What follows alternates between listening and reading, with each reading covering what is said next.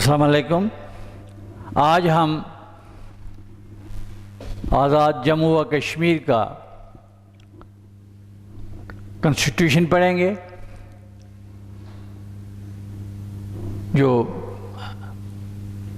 20 marks का है। इससे पहले हमने 73 का कॉन्स्टिट्यूशन मुकम्मल किया with articles and amendments. I have a very Ain Act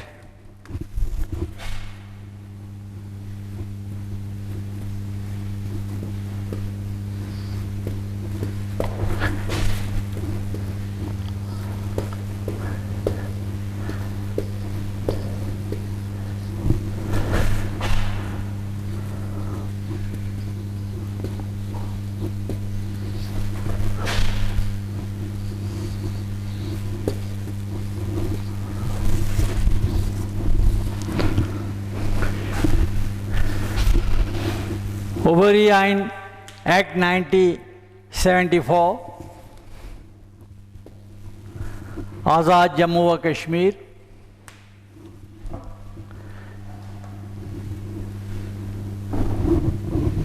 ये एक्ट 24 अक्टूबर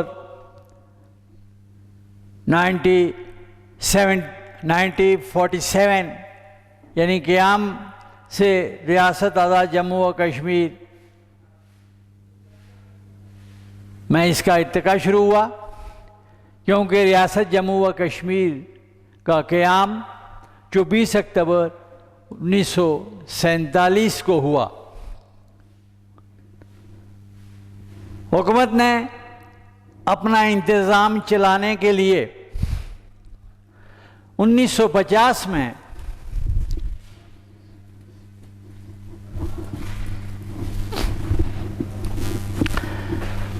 क़वाइद-ए-कार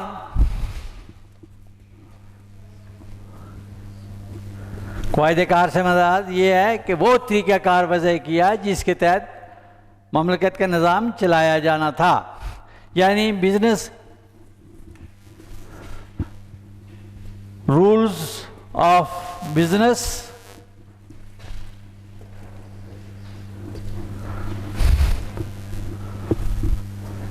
मुकर्रर किए गए, जिसकी रूह से सदर को इंतज़ामी व कानून साजी के इख्तियारात हासिल होंगे। यानी इन रूल्स ऑफ बिजनेस के मुताबिक बिजनेस के तहत सदर ममलकत को जो इंतज़ामी और कानून साजी के इख्तियारात थे वो हासिल हो गए थे, और अदालती निज़ाम के लिए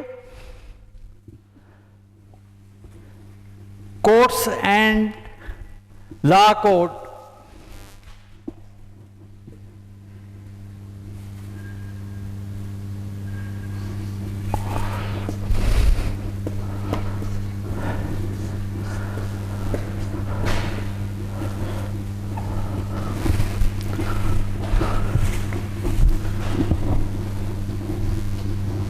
कोर्ट्स एंड लॉ कोर्ट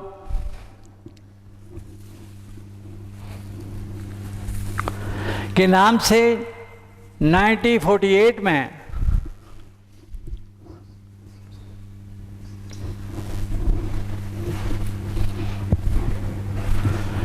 कानून वज़अ किया गया।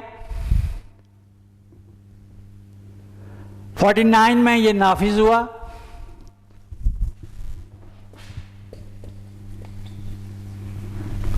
और 1952 में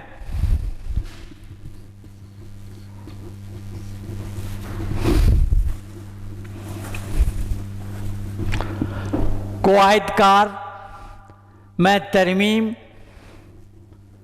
करके नाफिज कर दिया गया।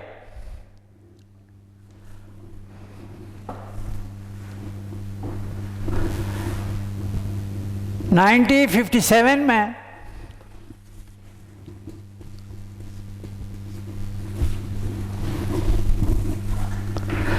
फिर तरमीम करके इसे नाफिज किया गया। यानी तरमीम दर तरमीम होती रहे, कवायद कार बनते रहे, उस ज़ाब्ते को मज़ीद बेहतर करने की कोशिश की जाती रही और आए दिन उनमें इस्लाहात व तरमीमात होती रही। 1964 में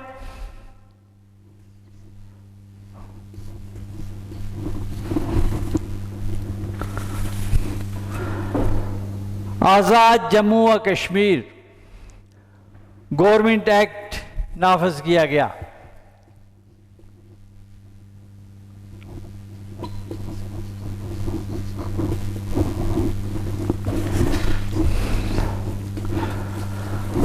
'64 में बाकायदा से आज़ाद जम्मू व कश्मीर गवर्नमेंट एक्ट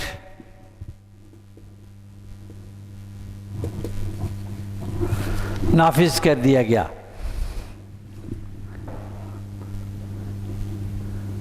यह आए दिन की तब्दीलियों के एक तरीक़ाकार बन गया। आए दिन तब्दीलियाँ होने लगी। जैसा मैंने आपको बताया कि बेहतर से बेहतर इस्लाहात करने के लिए मज़ीद कवानीन में तरमीम, कवानीन को आसान बनाना और वक्त और हालात की ज़रूरियात को पूरा करने के लिए तरमीमें होने लगीं। 1970 में इसे फिर गवर्नमेंट एक्ट को मनसूख कर दिया गया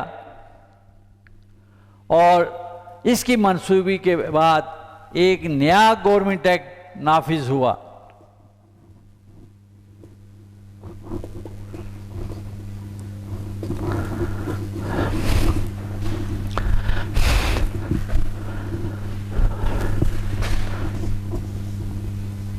नाइनटीन 1974 में, बिलाखिर 1974 में आज़ाद जम्मू व कश्मीर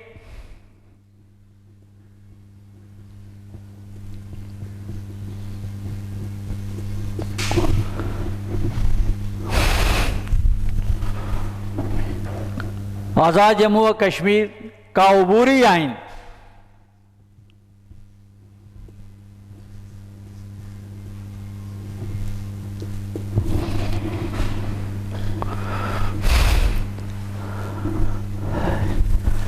एक्ट नाफिज किया गया। यानी 1974 में आज़ाद जम्मू व कश्मीर में अबूरी आइन एक्ट नाफिज कर दिया गया। इस आइन में पार्लिमानी और जमहूरी तरीक़ाकार वज़े किया गया, उसकी वजाहत की गई, उसे अपनाया गया, उसकी सराहत की गई कि आइंदा ममलकत के गवर्नमेंट एंड पॉलिटिकल सिस्टम जितने भी हैं वो पार्लिमानी तर्ज पर होंगे। पहली मर्तबा इस एक्ट को, जिसे यके बाद दिगरे मैंने आपको बताया कि 48, 49, 50, 52, 57, 64, 70 उन सब में इसके लिए बाकायदा से आइन का या दस्तूर का लफ्ज़ इस्तेमाल नहीं था। 74 के मैं इसे बाकायदा से आइन और दस्तूर, पहली मर्तबा बाकायदा से आइन और दस्तूर कहा गया और ये 74 का आइन व दस्तूर कहलाया। इसमें यह बताया गया कि ममलकत का सरकारी मज़हब इस्लाम होगा। जैसे 73 के कॉन्स्टिट्यूशन में, पाकिस्तान के कॉन्स्टिट्यूशन में हमने पढ़ा था कि पहली बार 1973 में ममलकत के सरकारी मज़हब की बात की गई। इसी तरह 48 से 47, मार्ज़ वजूद में आया कश्मीर, और उसके बाद पहली बार ममलकत के सरकारी मज़हब की बात की गई कि रियासत का सरकारी मज़हब इस्लाम होगा या सरकारी मज़हब इस्लाम कहलाएगा, इस्लाम सरकारी मज़हब होगा। और दूसरी बात ये बताई गई कि इस्लामी तालीमात के फ़रोग़ के लिए इक़दामात किए जाएंगे। अरबी तालीम, हदीस की तालीम को फ़रोग़ दिया जाएगा और तदरीसी अमल में भी उसे बाकायदा से मज़मून की हैसियत से शामिल किया गया। इसके साथ साथ 74 के कॉन्स्टिट्यूशन में, आज़ाद हुकूमत जम्मू व कश्मीर के 74 के कॉन्स्टिट्यूशन में तमाम शहरियों को बुनियादी हुकूक दे दिए गए, यानी तमाम शहरियों को बिला इम्तियाज़ बुनियादी हुकूक अता कर दिए गए और शख्सी आज़ादी दी गई।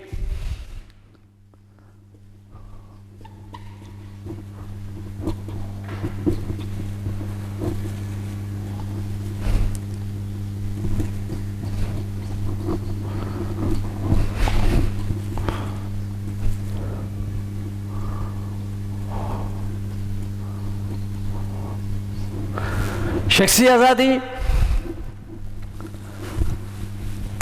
बुनियादी हुकूक जो हैं उनमें अहमियत के हामिल है। प्राइवेसी का हक, ये जो बुनियादी हुकूक हैं इनमें हक़ के पैदाइश से लेकर, यानी हर शहरी को यह हक़ हासिल है कि वह अपनी रियासत के अंदर पैदा हो। उसके इलाज मुआवजे का हक़, उसकी तालीम का हक़, उसके रोज़गार का हक़,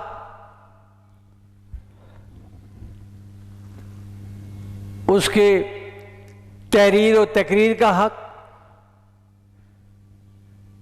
तमाम हुकूक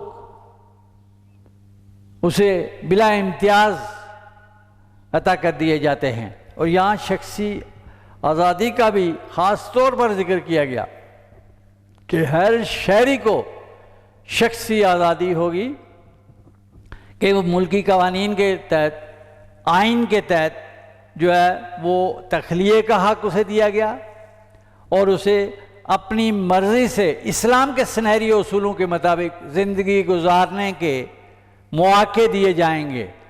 इनफरादी और इज्तिमाई ज़िंदगी वो आज़ादी के साथ गुजारेगा, उस पर किसी किस्म का कोई दबाव नहीं होगा, हुकूमती दबाव नहीं होगा, बल्कि जो सकाफ़त है, जो इखलाकी इक़दार हैं, जो कस्टम एंड ट्रेडिशंस हैं, उनके तहत वो जो नस्ल दर नस्ल मुंतकिल जो हुई है आज़ादी, वो उसे दी गई है। और ग़ुलामी और जबरी मशक्क़त,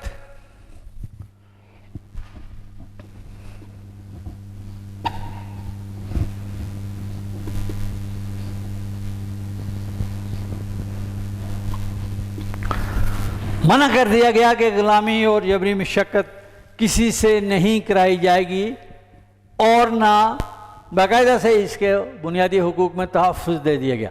73 के कॉन्स्टिट्यूशन, पाकिस्तान के कॉन्स्टिट्यूशन में भी ये है कि जबरी मशक्क़त किसी से नहीं कराई जा सकती। चाइल्ड लेबर्स कानून वज़ा किया कर दिए गए कि बच्चों से मशक्क़त नहीं ले जा सकती, उन पर तशद्दुद नहीं किया जा सकता, उनकी मर्ज़ी और मंशा के ख़िलाफ़ जो है उनसे मशक्क़त नहीं कराई जा सकती। तो गोया जबरी मशक्क़त को इसमें मना कर दिया गया 74 के आज़ाद जम्मू कश्मीर के अबूरी आइन में कि किसी भी तरह से किसी से जबरी मशक्क़त नहीं कराई जाएगी। अच्छा, पाँचवा नंबर इसमें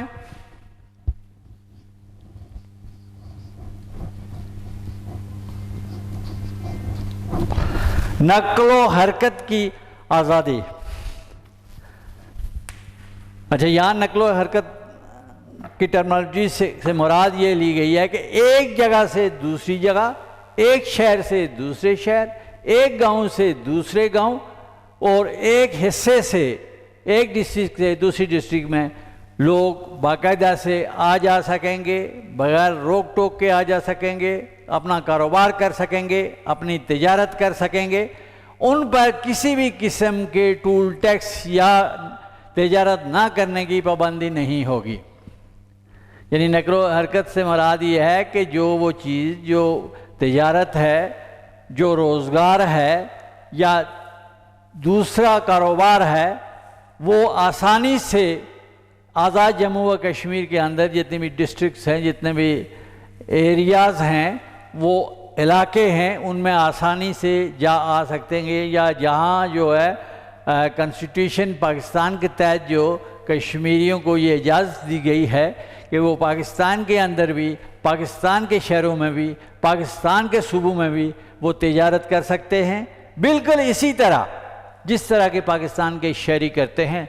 और वो उन्हें रोज़गार भी दिया जाएगा, उनके लिए नशस्तें भी मुकर्रर हैं, तालीम में भी मुकर्रर हैं और रोज़गार में भी मुकर्रर हैं। तो गोया नकलो हरकत से यहाँ ये मुराद ली गई है कि तिजारत की गर्ज से, रोज़गार की गर्ज से लोग आसानी से एक जगह से दूसरी जगह आ जा सकेंगे। यानी आम तौर पर इससे ये मतलब ना लिया जाए कि नकलो हरकत कहीं उसी जगह पर हिलना जुलना, या इससे मुराद ये नहीं है, बल्कि तिजारत की बात की गई है और सारी चीज़ें। अच्छा, बुनियादी हुकूक में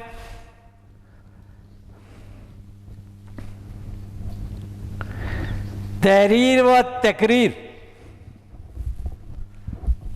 फंडामेंटल राइट में है, पाकिस्तान के कॉन्स्टिट्यूशन में भी ये चीज़ मौजूद है कि तमाम शहरी रैयत को, आवाम को ये इख्तियार दिया गया है कि वो रियासत के अंदर अंजुमन साजी कर सकते हैं, फलाई तंजीम बना सकते हैं, वेलफेयर तंजीम बना सकते हैं, तलबा तंजीम बना सकते हैं, सियासी पार्टी ज्वाइन कर सकते हैं, बना सकते हैं। और उनके अंदर उन जो इलाके हैं, अगर फलाई तंजीम है किसी इलाके की है तो उनके अंदर जो उनके मुतालबात हैं वो उनको बाकायदा से उजागर कर सकते हैं, उनको अखबारात में लिख सकते हैं, उनको मीडिया पर बयान कर सकते हैं, उनकी नशर व इशात कर सकते हैं। और वो इन पर बजोज इसके कि वो हुकूमत के ख़िलाफ़ कोई तहरीर व तकरीर ना हो, आइन के ख़िलाफ़ ना हो, तो तमाम शहरी जो है वो तहरीर कर सकते हैं, तकरीर कर सकते हैं, अपने मुतालबात कर सकते हैं और हुकूमत से अपने मुतालबात मनवाने के लिए जदोजहद कर सकते हैं। तो ये तमाम तहरीर और तकरीर का हक 1974 के अबूरी आइन में तमाम शहरियों को जो है वो बिला इम्तियाज़ अता कर दिया गया। नेक्स्ट इसमें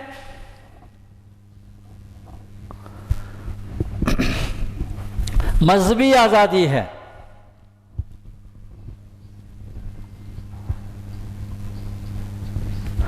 इस कॉन्स्टिट्यूशन में मुकम्मल तौर पर मजहबी आज़ादी दी गई, क्योंकि ये मुसलमानों की रियासत है, इस्लामी रियासत है, इस्लाम के ऐन मुताबिक कवानीन हैं और तमाम जो दरसगाहें हैं वहाँ इस्लाम के सुनहरी उसूलों के मद्देनज़र रखते हुए तमाम मदरसे जो हैं उनमें इस्लामी तालीमात, कुरानी तालीमात दी जाएंगी और उन्हें ये आज़ादी हासिल होगी कि वो मजहबी तालीम हासिल करें, मुकम्मल मज़हब पर इज़हार ख़याल करें और मस्जिदों में या दूसरी इस्लामी जो दरसगाहें हैं उनमें जाकर वो बाकायदा से अपने नज़रियात, अफकार इस्लाम की सरबलंदी के लिए, क्योंकि इस्लाम एक मुकम्मल ज़ाब्ता हयात है जो पूरी कायनात के लिए है। हमने मुसलमानों की रियासत के इब्तिदाई नज़रिया जो आइन के लिए था, उसके क़याम के बारे में था, हमने पढ़ा था कि डॉक्टर अल्लामा इकबाल ने हिंदुस्तान से 750 साल मुसलमानों की हुकूमत ख़त्म होने के जो बात की थी, उसमें ये बात बयान थी।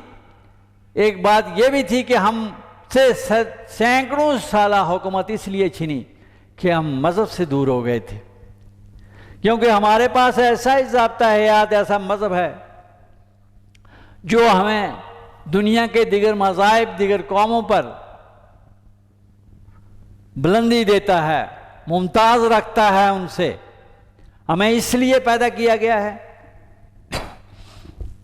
कि हम दुनिया की क़यादत और रहनुमाई करें, ना कि इसलिए कि दूसरों की तकलीद करें, दूसरों के पीछे चलें, इसलिए नहीं, बल्कि इसलिए कि उस इस्लामी निज़ाम को मुकम्मल नाफिज करके शहरियों को तमाम आज़ादियाँ दी जाएं, रोज़गार का हक दिया जाए, मैशत का निज़ाम इस्लामी तर्ज पर नाफिज किया जाए और मजहबी जो है आज़ादी दे दी गई। लेकिन इसके साथ साथ कानून के मुताबिक एक पाबंदी लाजमी तौर पर आयद है कि इस रियासत के अंदर, क्योंकि अक़लियत भी हैं, रियासत पाकिस्तान में भी अक़लियत थे, उनको अपनी इबादतगाह के अंदर अपने इबादत करने का इख्तियार था। लेकिन इस आज़ादी से ये मुराद मजहबी से नहीं कि आप मजहबी मुनाफरत फैलाएं। किसी भी किस्म की मजहबी मुनाफरत फैलाने पर पाबंदी है, मजहबी मुनाफरत नहीं फैला सकते। अक़लियतों को तहफ़्फ़ुज़,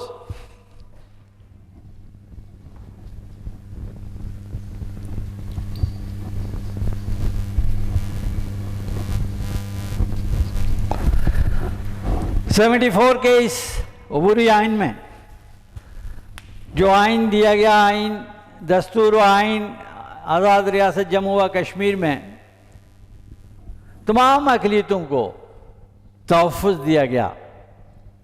मज़हब का तहफ़्फ़ुज़, जान और माल का तहफ़्फ़ुज़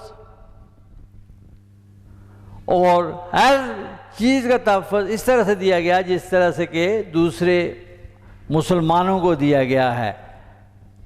अक़लियत होने की वजह से उनको मज़हब को बदलने के दबाव नहीं डाला जा सकता, उनकी जायदाद और अमलाक पर कब्ज़ा नहीं किया जा सकता, बल्कि उसे हुकूमत मुकम्मल तौर पर तहफ़्फ़ुज़ फराहम करेगी और वो अक़लियत जो है इस ममलकत में जो वो शहरी की हैसियत से रहेंगे। अच्छा, इसमें एक और चीज़ मैं बताता चलूँ कि जिस तरह के अक़लियतों के तहफ़्फ़ुज़ की बात 73 के कॉन्स्टिट्यूशन में बयान की गई है, मैंने आपको बताया था कि ज़म्मी और अक़लियत दो किस्म के होते हैं। एक वो जो हुकूमत से जंग करें, इस्लामी रियासत से जंग करें और उन्हें शिकस्त हो जाए और वो मफ्तू की हैसियत से उस ममलकत के अंदर रहें, और दूसरे वो होते हैं जो अपनी मर्ज़ी और मंशा के मुताबिक किसी इस्लामी रियासत के अंदर उसके कवानीन और आइन को तस्लीम करते हुए अपनी ज़िंदगी गुजारेंगे, पुरअमन शहरियों की तरह से वो ज़िंदगी गुजारें और उनकी जायदाद, जान और माल का तहफ़्फ़ुज़ किया जाएगा। और अगर वो कोई पाकिस्तान के अंदर रहते हैं या वो ममलकत से बाहर रोज़गार की सूरत में या किसी कारोबार की सूरत में जाते हैं, तो पीछे उनकी जो जायदाद और अमलाक हैं उनकी हिफाजत करना हुकूमत वक्त की ज़िम्मेदारी है। और हिफाजत वक्त जो है हुकूमत उनकी ज़िम्मेदारी है कि उनकी हिफाजत करे और कोई भी दूसरा शख्स उनकी जायदाद पर इमलाक पर गैर कानूनी तौर पर कब्ज़ा नहीं जमा सकता। इसके बाद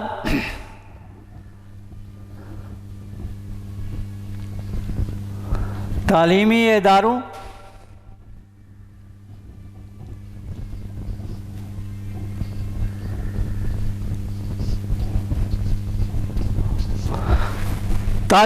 और दरसगाहों को तहफ़्फ़ुज़ दिया जाएगा। मुकम्मल हुकूमत की ये ज़िम्मेदारी है, हाँ वो आम तालीमी इदारे हैं या इस्लामी तालीमी इदारे हैं, उन सब को तहफ़्फ़ुज़ देना हुकूमत की ज़िम्मेदारी है कि हुकूमत उन तालीमी इदारों को तहफ़्फ़ुज़ फराहम करेगी और किसी भी किस्म की मुदाखलत से बचाए रखेगी। इसके साथ साथ उनके तक़द्दुस को मद्देनज़र रखा जाएगा। कोई भी बैरूनी ताकत ट्रस्ट पास करके उन तालीमी इदारों में उन दरसगाहों के तक़द्दुस को पामाल नहीं कर सकेगी। उनकी हिफाजत का काम हुकूमत के ज़िम्मे है और हुकूमत उन इदारों का तहफ़्फ़ुज़ देगी। जायदाद का तहफ़्फ़ुज़। इसके बाद नेक्स्ट 10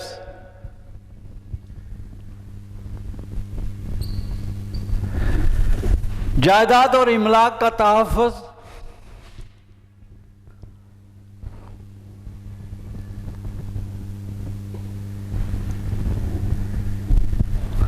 इस 74 के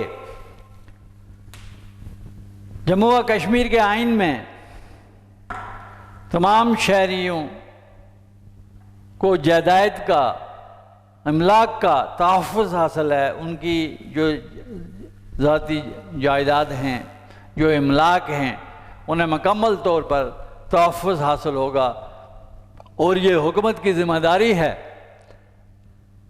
कि वो उनकी जायदाद और इमलाक को तहफ़्फ़ुज़ फराहम करेगी। इसके साथ साथ नेक्स्ट पॉइंट जो है वो मुलाज़मतों के तहफ़्फ़ुज़।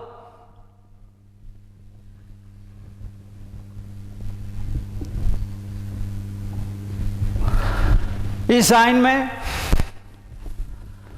मुलाज़मतों के तहफ़्फ़ुज़ की बात की गई है कि वो तमाम मुलाज़मीन, वो तमाम शहरी जिन्हें ममलकत के आइन के मुताबिक ममलकत के अंदर मुलाज़मतों का तहफ़्फ़ुज़ दिया गया है,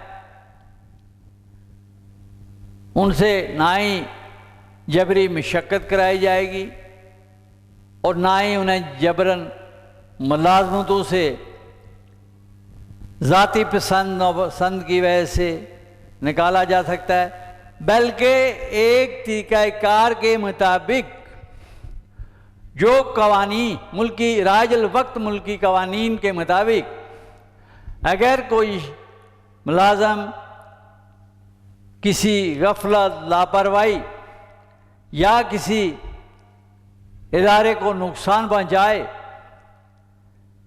या मुलाज़मतों से बिला जवाज़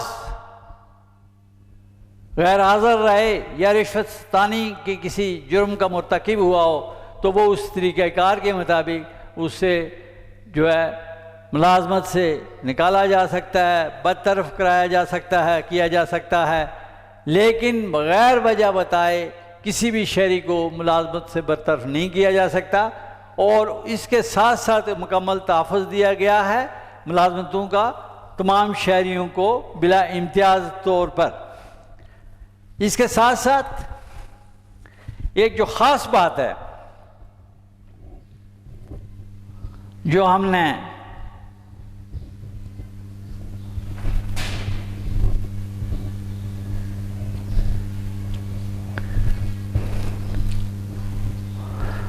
समाजी व इखलाकी बुराइयों का खात्मा हमने करारदाद मकासिद में ये पढ़ा था, आखिरी पॉइंट उसमें यही है कि ममलकत के अंदर से तमाम समाजी व अखलाकी बुराइयों का खात्मा किया जाएगा। इसी तरह कश्मीर के कॉन्स्टिट्यूशन 74 में ये बयान कर दिया गया है कि तमाम समाजी व अखलाकी बुराइयों का खात्मा कर दिया जाएगा, जिनमें शराबनोशी, कुमारबाजी, सट्टेबाजी, जुआ और दिगर तमाम अखलाकी बुराइयां, उनका खात्मा कर दिया जाएगा। यानी तफसील उसके अंदर बयान कर दी गई है, तमाम जो बुराइयां हैं उनका जिक्र उसके अंदर मौजूद है कि किसी भी तरह से कोई बदकारी, कोई समाजी, कोई अखलाकी बुराई ममलकत के अंदर नहीं रहेगी, बल्कि उसे ख़त्म कर दिया जाएगा। और उसके बाद बुराइयों के ख़ात्मे के बाद ये सारी चीज़ें इसमें इसके जो है खुसूसियात बयान की गई हैं आइन के अंदर, जो तहफ़्फ़ुज़ दिया गया है।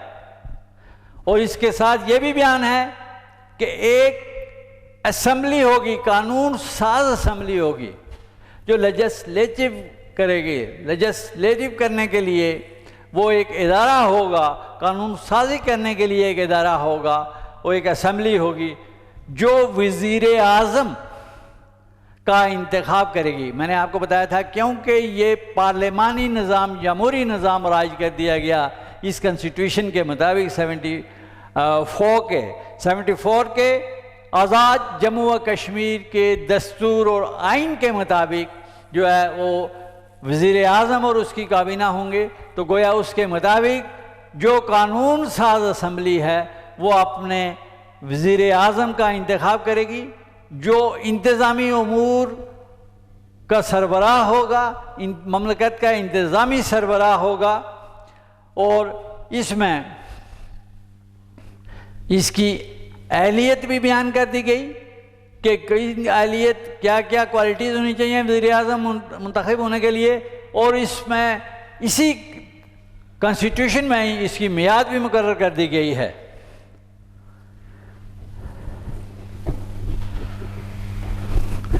ये इस कानून में जो तरीक़ाकार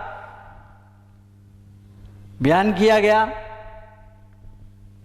जो खुसूसियात शामिल की गई, एंड 1973 के आइन के मुताबिक है। पाकिस्तान का आइन 1973 जिस तरह से है उसी तरह से रियासत का सरकारी मज़हब, अदलिया की आज़ादी, अदलिया को भी आज़ाद कर दिया गया, अदलिया को भी ख़ुद मुख्तार कर दिया गया और शख्सी आज़ादी दे दी गई, मजहबी आज़ादी दे दी गई, ग़ुलामी से छुटकारे की बात की गई, अक़लियतों को तहफ़्फ़ुज़ दिया गया, तालीमी इदारों और दरसगाहों को तहफ़्फ़ुज़ दिया गया और मुलाज़मतों में तहफ़्फ़ुज़ दिया गया, जायदाद और इमलाक को जो भी वो तहफ़्फ़ुज़ दिया गया। इस तरह से ये इस 74 के आज़ाद जम्मू व कश्मीर के आइन की खुसूसियात मुकम्मल होती हैं। इसके बाद हम कश्मीर, आज़ाद जम्मू व कश्मीर कौंसिल के बारे में पढ़ेंगे कि जो कौंसिल है वो किस तरह से जो है उसकी अहलियत क्या है, नाअहली क्या है, या वो किस तरह से वो कश्मीर के अंदर उसका अमल और दखल मौजूद है। क्योंकि ये आज़ाद खित्ता, आज़ाद जम्मू व कश्मीर पाकिस्तान के साथ है। इसके तमाम बजट, इसमें तमाम कानून साजी, इसके तहफ़्फ़ुज़,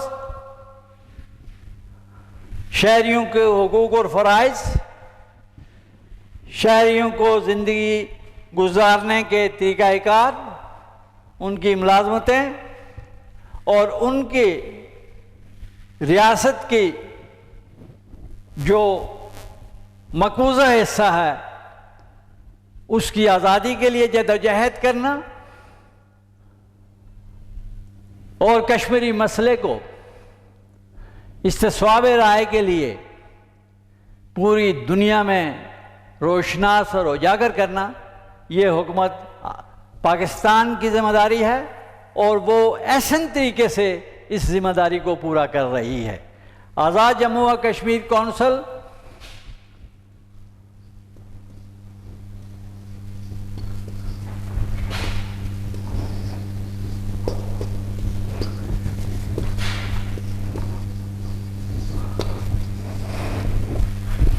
आज़ाद जम्मू व कश्मीर कौंसिल आज़ाद जम्मू व कश्मीर कौंसिल जो है वो आइन के मुताबिक, तरीक़ाकार के मुताबिक दर्जज़ैल अफराद पर मुश्तमिल होगी।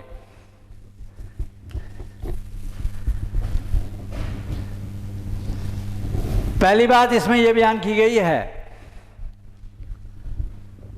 कि इस कौंसिल के सरबराह वज़ीर आज़म पाकिस्तान होंगे।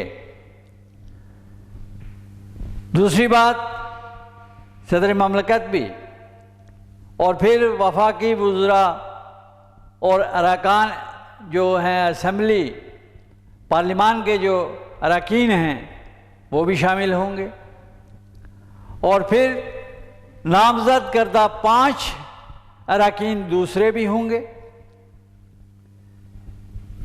जो वज़ीर आज़म आज़ाद जम्मू व कश्मीर की तरफ से नामज़द किए जाएंगे। यानी वो 5 अरकान जो हैं आज़ाद जम्मू व कश्मीर के वज़ीर आज़म नामज़द करेंगे। फिर इसके साथ साथ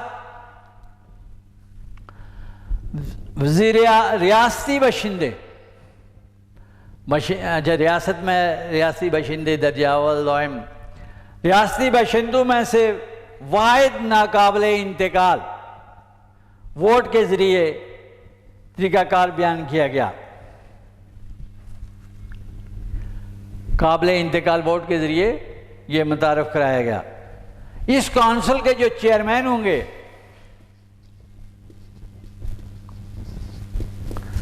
वो वज़ीर आज़म पाकिस्तान होंगे।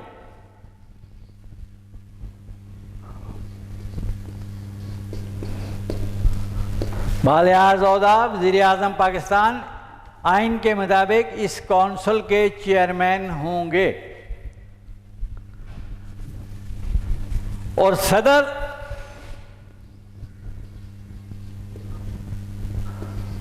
वाइस चेयरमैन होंगे।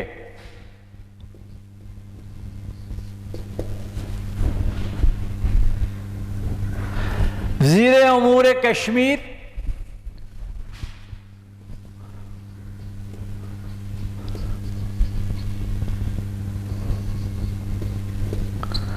वज़ीर उमूर कश्मीर व शुमाली इलाक़ाजात इस कौंसिल के मेंबर होंगे। यानी जो जम्मू व कश्मीर कौंसिल है इसके सरबराह वज़ीर आज़म पाकिस्तान होंगे और सदर इसके वाइस चेयरमैन होंगे और जो वो पाकिस्तान का वज़ीर उमूर कश्मीर व शुमाली इलाक़ाजात हैं वो इस कौंसिल के मेंबर होंगे।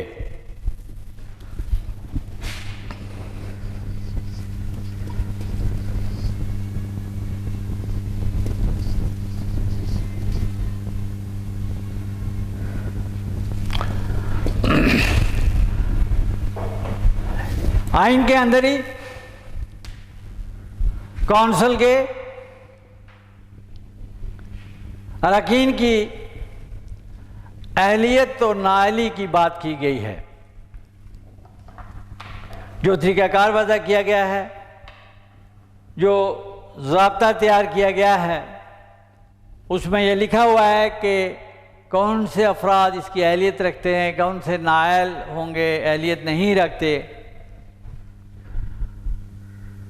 अहलियत व नाअहली में हम इसकी वजाहत इस तरह से करेंगे कि कौंसिल के चेयरमैन या इसकी अदम मौजूदगी में कौंसिल के सेक्रेटरी के नाम से कोई शख्स तहरीरी इस्तीफ़ा दे के, रिज़ाइन देकर मुस्तफ़ी हो जाए तो वो नाअहल होगा, उसकी अहलियत बाकी नहीं रहेगी। नेक्स्ट नंबर 2 में ये बयान है कि चेयरमैन की इजाज़त के बगैर कौंसिल के इजलास की मुसलसल 3 इजलासों से, 3 नशस्तों से गैर हाज़िर रहने वाला भी नाअहल होगा, और वो शख्स भी जो इसका रुकन की हैसियत से, इसकी ओहदेदार की हैसियत से अपनी नामजदगी के बाद, अपने इंतखाब के बाद हल्फ ना उठाए, यानी हल्फ ना उठाने वाला भी नाअहल करार दिया गया है।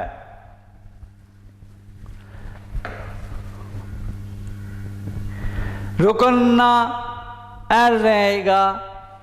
चीफ इलेक्शन कमीशन ने अगर किसी के खिलाफ कोई फैसला दे दिया तो वो उस सूरत में भी कौंसिल का रुकन नहीं रहेगा और उसकी रुकनियत कलअदम करार पाएगी। अगर कोई नशिस्त खाली हो जाए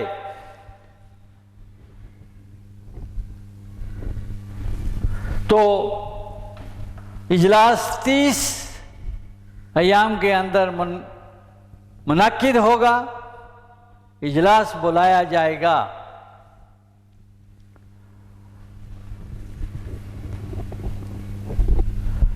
पाँच साल तक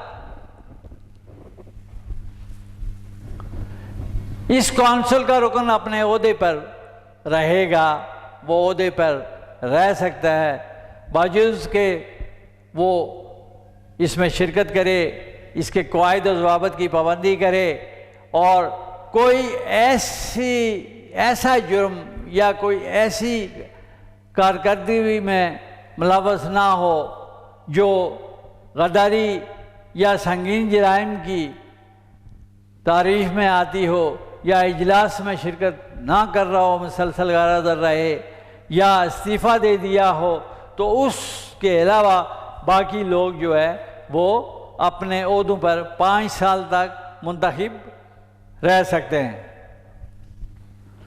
और वो अगर कोई शख्स अलहदा हो जाए, मियाद पूरी हो जाए, तो वो अपने जान टाइम बार होने की सूरत में वो अपने जानशीन के तकर्रर तक, उसके इंतखाब तक वो अपने फ़राइज़ इंजाम दे सकता है और वो अपने ओहदे पर कायम रह सकता है। और इसके साथ उनके लिए, अहलियत के लिए जो तरीक़ाकार बयान किया गया, जो अंडरटेकिंग या हल्फ बयान किया गया, उसमें ये बयान है कि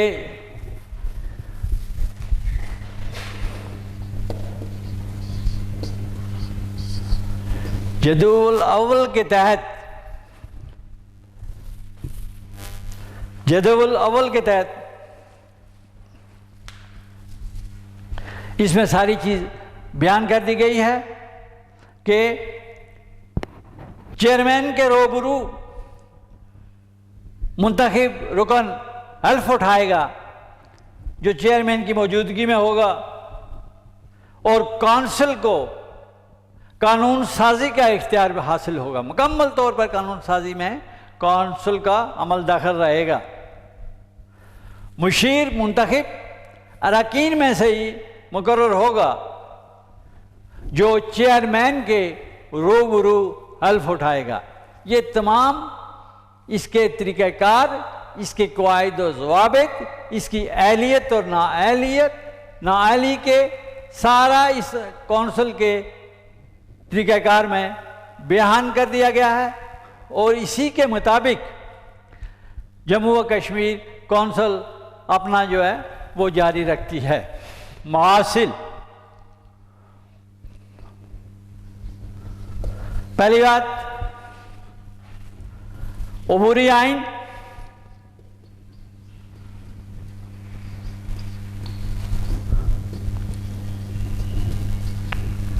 मैं तरमीम के साथ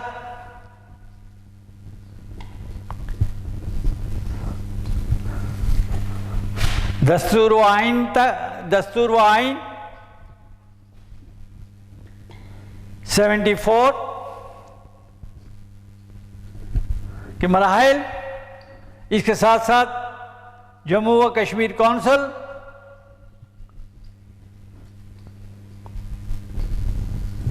और इसकी मुतनाज़ा हैसियत के मुताबिक को मद्देनज़र रखते हुए इसकी आज़ादी के लिए इसकी तहरीक को और यूनाइटेड नेशन के जो कवानीन हैं उनके मुताबिक हल करने के लिए जो जदोजहद है, जो आइनी जदोजहद है, जो इंतज़ामी जदोजहद है, वो सियासी जदोजहद है, जो कश्मीर कौंसिल का इर्तिका है, कश्मीर कौंसिल की बुनियाद है, कश्मीर कौंसिल की खिदमात हैं, और फिर आइन व कानून और तदवीन के साथ, आइन की तदवीन के साथ कश्मीर के लोगों को आज़ादी दी गई है ताकि वो एक शहरी की हैसियत से जब तक कि उनकी पूरी रियासत अक़वाम मुत्तहिदा की करारदाद के मुताबिक आज़ाद नहीं हो जाती, उस वक्त तक निज़ाम व इंतज़ाम सराद चलाने के लिए ये तरीक़ाकार